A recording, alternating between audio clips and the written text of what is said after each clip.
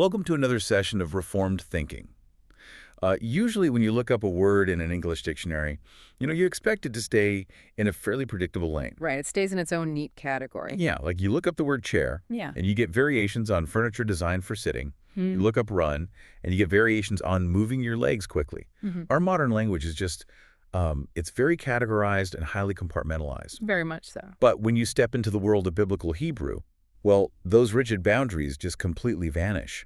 So today, our mission for this deep dive is to unpack a single ancient Hebrew root word, NBL. Pronounced Nabal or Nabal, depending on the form, yeah. Right. And what we are looking at today will give you a completely new lens for reading ancient texts. The scope of this single root is, well, it is staggering. I mean, when you start tracking its usage across the Old Testament, it touches almost every aspect of ancient life. I want to lay out that scope right up front for you listening, because think about how bizarre this sounds to a modern ear. We are talking about a single ancient word that can simultaneously mean a withered leaf falling from a tree, Right. a dead body rotting in a field, Yeah. an exhausted national leader, a morally foolish person, a collapsed leather water bag, and get this, a 12-stringed harp. Yeah, when you list them out like that, it sounds like a totally random collection of items pulled out of a hat. It really does. You have biology, human anatomy, moral philosophy, everyday household items, and musical instruments, all sharing the identical root letters. It sounds absurd until you understand the underlying mechanics of ancient language. See, we tend to separate the physical world from the moral and spiritual world. Like we have one vocabulary for botany and a totally different vocabulary for ethics. Precisely. The ancient mind did not do that. They connected physical reality directly to moral states.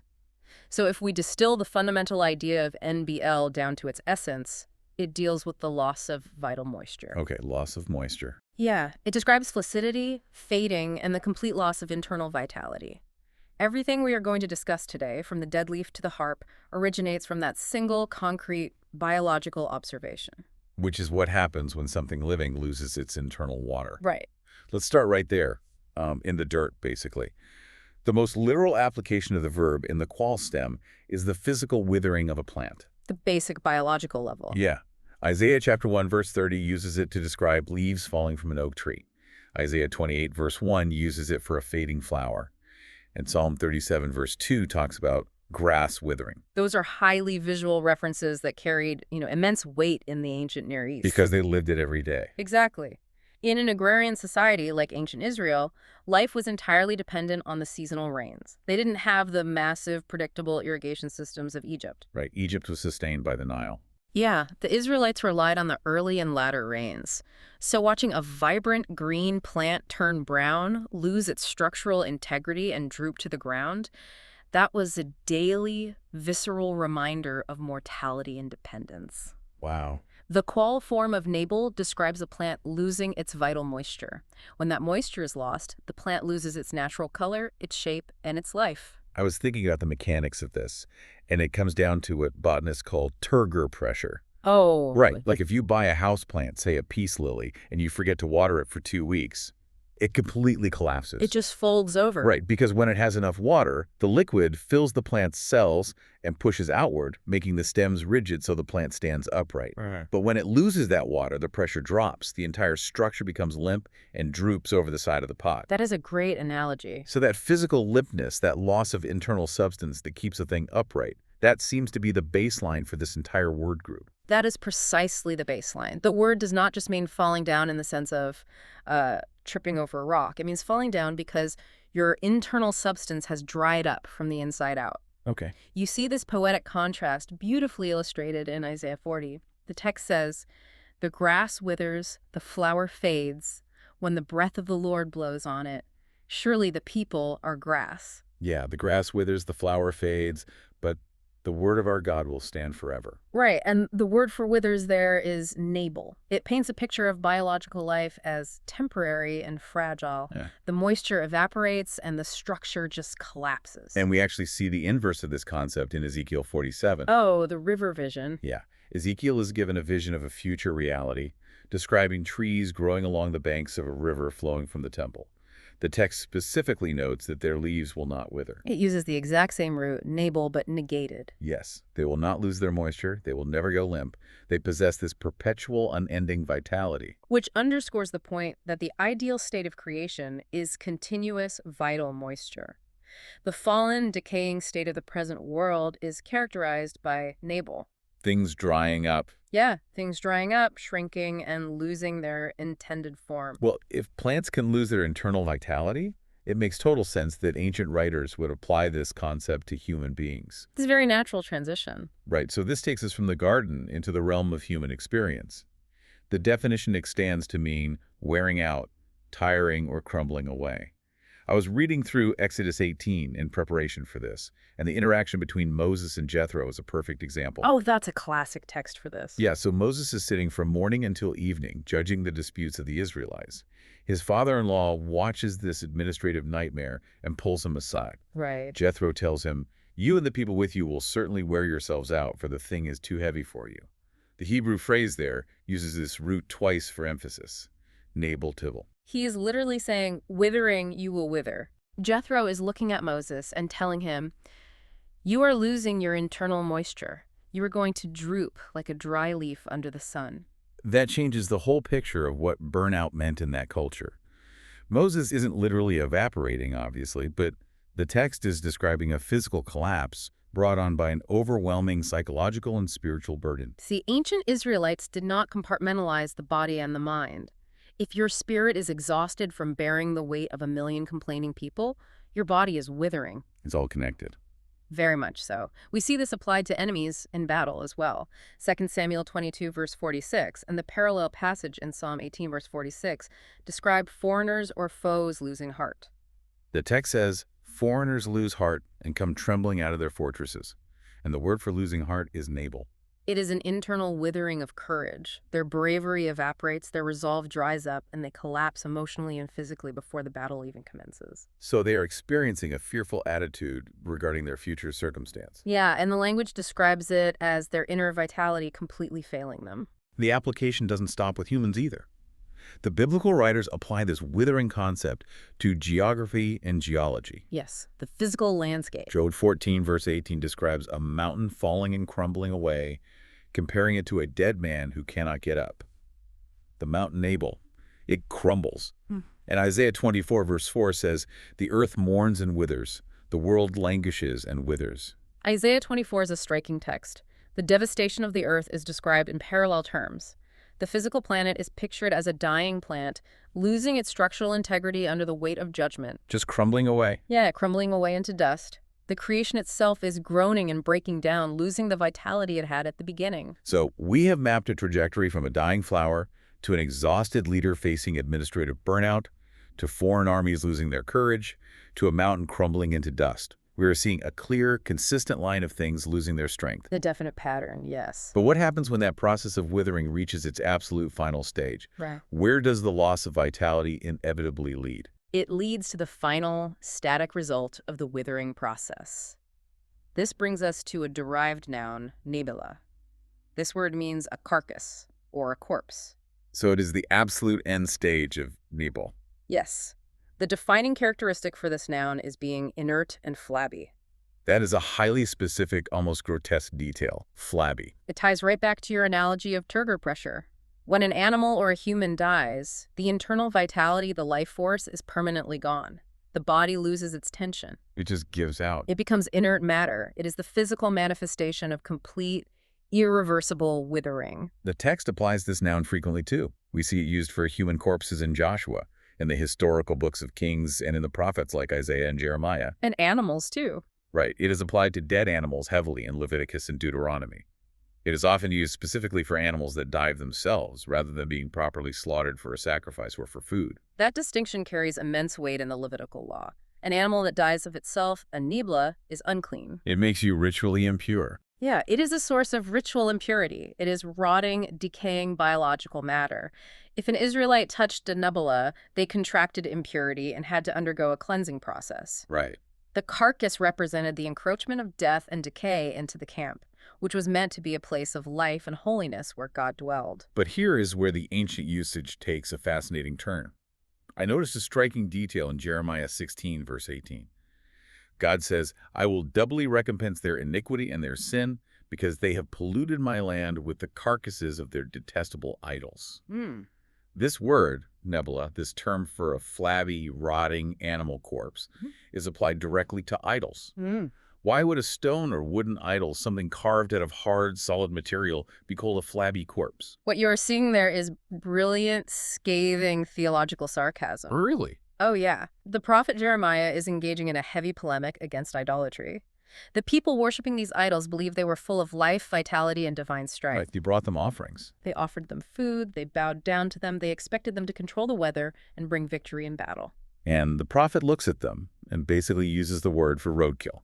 It is the ultimate insult. By applying the word nebelah to idols, the text strips them of any supposed divine status. He categorizes them as lifeless, inert, spiritually dead matter. Wow. They have no internal moisture, no life, no ability to act. They are parallel to a rotting animal carcass out in the field. They are an active pollutant in the land. The ancient mind clearly equated physical death with a total lack of value. An idol is a nebelah, a worthless, dead thing. Yes. And that observation leads us directly to the most significant conceptual leap in our discussion today. Because the biblical writers did not just use this word for dead plants and dead bodies. No, they took it much further. They use it to describe someone who is physically alive, walking around, breathing, participating in society, but who is intellectually or morally withered. This is where we look at the second major verb root, often identified as a second in Nabal, and its associated noun and adjective, Nabal or nabaluth.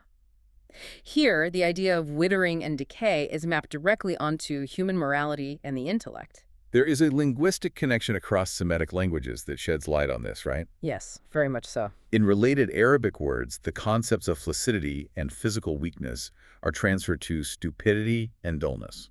Weakness of the body, the flaccidity we discussed with the dying plant and the corpse, becomes a metaphor for weakness of the mind and the soul. In Hebrew, the noun Nabal comes to mean stupid, foolish, worthless, or good for nothing. Now, I want to clarify the severity of this term for you listening. In modern English, if I call someone foolish, it might mean they locked their keys in their car. Right, a mistake. Or they made a risky financial decision, or they told a poorly timed joke. Is this foolish in a lighthearted, clumsy way, or is it something far more sinister? It is significantly darker.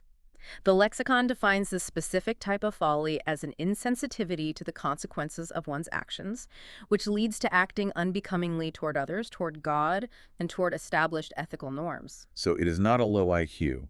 It is a withered moral compass. Precisely. It is highly impious. The Nabal is someone who is morally rotting from the inside out. They lack spiritual understanding in the most severe way possible. Right. This aligns closely with a reformed understanding of total depravity. The foolishness is not a lack of access to education. It is an active, stubborn suppression of the truth. Psalm 14, verse 1 is the classic text for this. Yeah. The fool says in his heart, there is no God. They are corrupt, they do abominable deeds, there is none who does good. Yes. The word for fool there is Nabal. The person denying God is not doing so out of a purely intellectual academic calculation. No, not at all. The text is saying their inner spiritual life has lost all its vital moisture. They're a moral corpse. Their heart has withered, and therefore their actions are corrupt. We also see this vividly illustrated in the historical narratives. 1 Samuel chapter 25 features a literal character named Nabal. Oh, that is an extraordinary narrative. It really is. David and his men have been protecting Nabal's shepherds and flocks in the wilderness. When it is time for shearing the sheep, which is a time of traditional feasting and generosity, David sends his young men to politely ask for some provisions. And Nabal responds with absolute contempt. He insults David, acts as if he has no idea who David is, and refuses to give them anything. The text introduces him by essentially saying, his name is Nabal and folly is with him. His own wife, Abigail, later tells David, let not my lord regard this worthless fellow Nabal, for as his name is, so is he. Nabal is his name, and folly is with him. She knew exactly who she was married to. She did. He acts ruthlessly, selfishly, and entirely without regard for the ethical norms of hospitality or the severe consequences of insulting a military leader like David.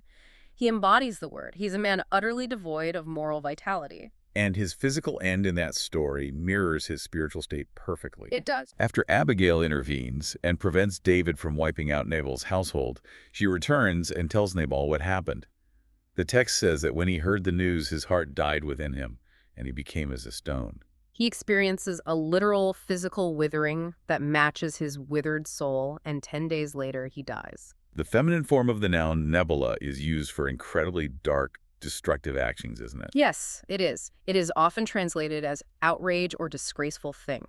It applies to shameful acts of wickedness, specifically citing instances of rape or incest in the books of Judges and 2 Samuel. Yeah, when Tamar is assaulted by her half-brother Amnon in 2 Samuel 13, she pleads with him, saying, "No, my brother, do not violate me, for such a thing is not done in Israel. Do not do this outrageous thing." She calls it a nebelah.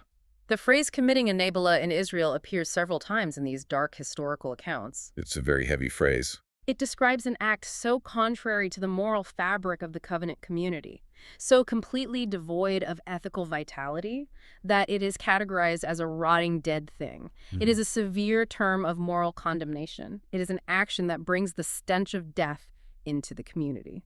A Nabal is someone whose soul has shriveled up. They have no moral turgor pressure. But as we continue examining this root, we see that it does not just describe being withered. It also describes the active process of making someone else wither. This brings us to the peel stem of the verb. Right. The peel form often carries a declarative, active, or intensive sense. So when we look at the peel form of NBL, what specific action is it describing? It means to declare void, to consider invalid, to dishonor, to treat with contempt, or to disgrace. You are not the one withering. You are actively causing someone or something else to wither in status and honor. We see this happening in severe ways. Deuteronomy 32, verse 15 in the Song of Moses talks about Israel growing fat and kicking, and then it says, "He forsook God who made him and scoffed at the rock of his salvation." The word for scoffed, or lightly esteemed, is the peel form of NBL Micah 7, verse 6, and Nahum 3, verse 6. Use it for treating someone disdainfully. And Jeremiah 14, verse 21 has this striking plea from the prophet to God. He says, "Do not spurn us for your name's sake. Do not dishonor your glorious throne." Treating an object or a person in a contemptible manner is the core action here. You are showing a lack of value for an object and actively reducing its status. They're pulling them down. You are treating it as if it were a nebelah, a worthless corpse. In the ancient Near East, which was a strict honor-shame culture, to disgrace someone in this manner is essentially inflicting social or legal execution upon them. You are stripping them of their vitality and their standing in the eyes of the community. You basically turn their reputation into a corpse. The language provides another noun related to this extreme end of social degradation, nabaluth. Yes, it means shame, disgrace, or obscenity. It is found in Hosea 2, verse 10, where God says he will uncover Israel's lewdness or shame in the sight of her lovers. It represents the absolute bottom, the complete loss of honor, respectability, and covenantal standing. Let's take a breath and synthesize the heavy progression we have tracked so far. We started with dead, dry leaves falling from an oak tree. Right, botany. We moved to physically and mentally exhausted humans like Moses facing administrative collapse. We arrived at rotting animal carcasses and the theological sarcasm of dead, inert idols. Which is still my favorite part of this. Yeah, the roadkill idols. Then we crossed into the moral realm, describing fools whose souls have shriveled, suppressing the truth and unrighteousness, and people committing acts of severe wickedness that threaten the covenant community. And we just looked at the active process of disgracing someone, causing social death. It is a heavy, brilliantly consistent line of thought. Very consistent. Loss of moisture, loss of physical life, loss of morality, loss of social status. It is an unbroken chain of decay. And right at this point, the lexical data takes a turn that genuinely surprised me. It introduces a completely different, almost bizarre set of definitions related to everyday objects. When I first looked at this section of the notes, I honestly thought two different dictionary entries had been accidentally merged. It certainly looks that way at first glance. We are introduced to the noun nibble. Astonishingly, this exact same root, with all its heavy connotations of death, decay, and moral rot, produces the words for a skin bottle, a pottery pitcher, and a musical instrument. Okay, a leather water bag, a clay pitcher, and a harp. I need you to explain the logic here. How do we get from a rotting animal corpse and a moral fool to a musical instrument? What is the missing link? The missing link is the everyday reality of the ancient skin bag. The water skin. Yes. In the ancient world, you didn't have plastic canteens or stainless steel water bottles. You carried water, milk, or wine in a container made from an animal skin, typically a goat skin. So you take the skin of the animal, sew it up, and use it as a leather bag. Exactly. And think about the physical properties of that leather bag. When it is full of liquid, it is taut, firm, and holds its shape. But what happens when it is empty? When the liquid, the vital moisture, is poured out? It completely collapses. It goes limp. It becomes flaccid. Because of this limp, collapsing nature, because it entirely loses its internal volume when empty, the skin bag takes the root word for withering. It is a Nabal. That is linguistic brilliance right there. Yeah. It is the exact same mechanical process as the plant losing its turgor pressure. Yeah. The water leaves the leaf droops. The water leaves the leather bag collapses. We have great textual examples for this too. Job 38 verse 37 asks, "Who can number the clouds by wisdom? Or who can tilt the waterskins of the heavens?" Wow. It metaphorically calls the clouds the bottles of heaven. The clouds hold the rain like a skin bag holds water. The Septuagint, the Greek translation of the Old Testament, translates this word using askos, which specifically means a skin bag. So the leather bag is called a Nabal. I can clearly track that leap. And the usage shows that the name transferred to other types of vessels.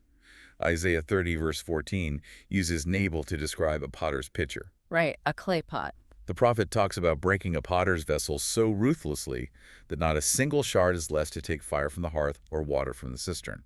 So even though a clay pitcher is rigid and does not physically collapse when empty, it took on the name of the leather bag because they serve the exact same function. Function dictates the vocabulary. The word for the flexible container becomes the generic, standard word for a liquid container, including rigid clay vessels. Okay, so I follow the logic perfectly. Withered leaf, collapsed leather bag, name transfers to a clay pitcher based on function. But I still have a major hurdle. How on earth does this get us to a musical instrument? That's the best part. The text is clear that Nabal is frequently used for a stringed instrument, translated in various places as a psaltery, a lyre, a viol, or a harp. The Greek translates it as a nabelah. The Latin calls it a nabalium. To understand this final leap, we have to look at the historical and visual data provided by ancient historians. It is entirely about the physical shape of the objects. I was reading the notes from Jerome regarding this, and I could hardly believe it. He describes this harp as an inverted delta. Break down the visual data for us. According to historical sources like Jerome and Josephus, this specific stringed instrument had 10 or 12 strings. It was played with the fingers, not a pick. But the crucial detail is its shape. Okay. It was shaped like a pyramid or cone, or as Jerome said, an inverted Greek letter, delta. A triangle pointing downwards. It has a wide top, narrows down at the bottom. Or vice versa, depending on how it was held. But it has a distinct, bulging pyramidal shape. Now look at the ancient water vessels, the caudiae, the clay pitchers we just discussed. Yeah. They had a distinct shape to maximize storage and maintain balance. They had a narrow neck, and then they bulged out at the bottom into a wide, rounded base. They had a pyramidal bulging shape. So the pitcher had a wide bottom and a narrow top.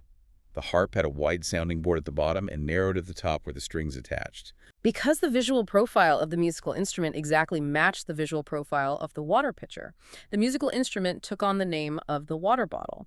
It is a visual pun that became the official standard name of the object. That is a staggering linguistic chain reaction. Mm-hmm. Let's map this out one more time.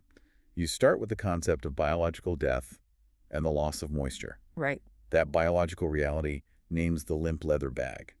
The function of the leather bag names the clay pitcher. And the physical shape of the clay pitcher names the soaring 12-stringed harp. And we see this harp showing up all over the poetic and prophetic books, often in contexts of high praise and worship. It is played alongside the lyre in Amos, in the Psalms, and in Isaiah. Give us some examples. Psalm 57 says, "Awake, my glory. Awake, O harp and lyre." Psalm 81 commands, "Raise a song, sound the tambourine, the sweet lyre with the harp."